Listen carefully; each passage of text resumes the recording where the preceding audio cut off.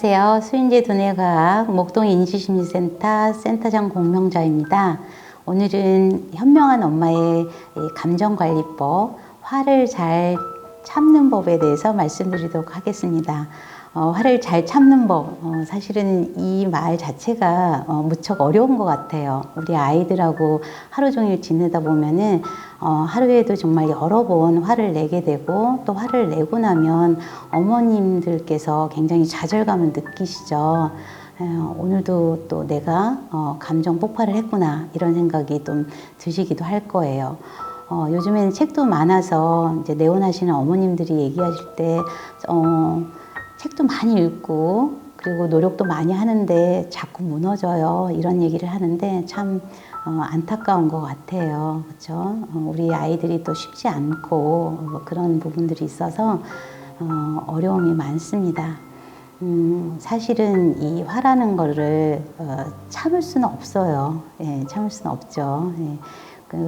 굉장히 아이들을 키울 때 짜증도 많이 나고, 예, 불안하고 걱정도 되고 또 답답하다 보면은 그게 이제 화로 표출이 되는데, 많은 노력들을 하시는 거를 제가 알죠. 예, 저도 30년 동안 이 상담을 하고 또 어머님들의 이야기도 듣고 또 저도 직접 아이를 키워보니까 그것이 정말 힘들구나라는 것을 느껴요. 그래서 오늘은 현명하게 화를 관리하는 법에 대해서 말씀드리도록 하겠습니다. 첫 번째는 화는 참을 수가 없습니다. 예, 마음에 풍선이 있어요. 그래서 자꾸 이제 아이들이나 가족들하고 부딪히다 보면 점점 풍선에 이 화가 이렇게 막 들어오죠. 예, 점점 들어와요. 근데 우리가 좀 눌러요. 누르고 좀 시간을 보내면 또 화가 이게 더 올라오죠. 근데 계속 누르다 보면 어느 순간에 빵 터져버리죠. 그게 이제 우리가 내가 분노가 폭발됐어, 이런 얘기를 이제 할 수밖에 없게 되죠. 그래서 제가 말씀드리는 것은 화를 참지 마세요. 참을 수가 없다라는 걸 먼저 인식하셨으면 좋겠습니다. 두 번째로는 이 화에 대해서 어머님들께서 이 화를 어떻게 그 순간에 있는지 참을 수가 없기 때문에 거리를 좀 두셔야 돼요. 어머님이 아이를 보고 갑자기 이제 화가 올라왔다 그러면은 그 올라오는 화를 무조건 스탑하셔야 돼요. 네, 해결하려고 하시면 안 됩니다. 무조건 스탑하시고 좀 거리 두기를 하셔야 돼요. 자, 아이에게 엄마가 지금 좀 화가 났으니까 좀 엄마 혼자 좀 생각 좀 할 테니 한 10분 정도 엄마한테 말 걸지 말아줄래? 라고 하시면서 어머니 부엌에 오셔서 혼자서 일을 하시면서 한다든지, 그래도 안 되시면 잠시 내가 나갔다 올게 라고 하셔서 거리두기를 좀, 공간적 거리두기를 좀 하셔야 돼요.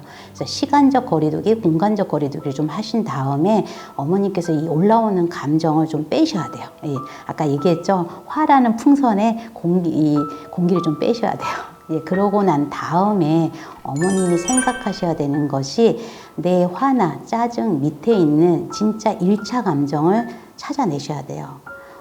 우리가 화가 난다라는 걸 표현하면 상대방은 그 화를 보고 방어적이 되거나 반격적이 돼요.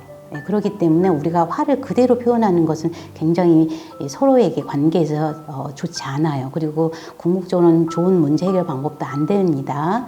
그래서 이제 화 밑에 있는 근본적인 1차 감정을 찾아내셔야 되는데, 그게 어떤 분에게는 불안이 될 수도 있고 어떤 어머님에게는 걱정이 돼서 그럴 수도 있어요. 그래서 그런 걱정이나 두려움, 불안, 이런 것들이었는지를 다시 한번 점검하셔야 돼요. 그리고 난 다음에 나 표현법으로 표현을 하시면 되겠습니다. 저는 이 1차 감정을 찾아내는 게 쉽지가 않더라고요, 상담을 해보면.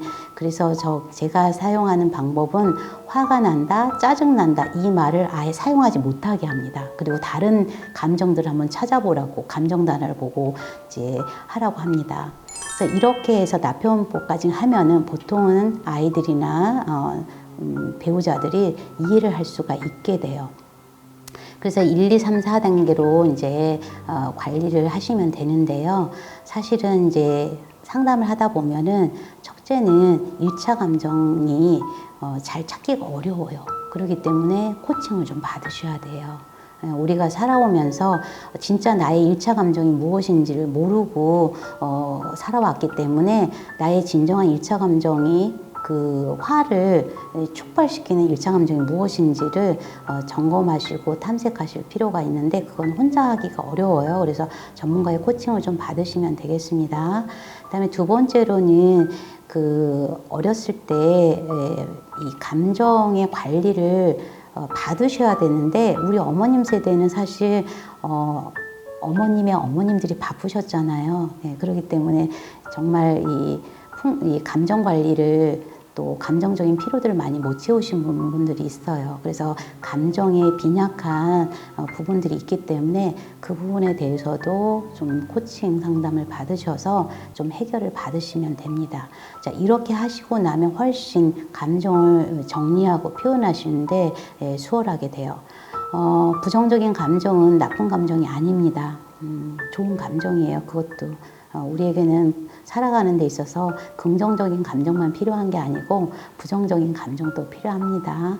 그런데 그런 것들을 어떻게 잘 언어화시켜서 표현하면서 서로가 친밀한 관계를 가져갈 거냐라는 부분은 쉽지는 않은 것 같습니다.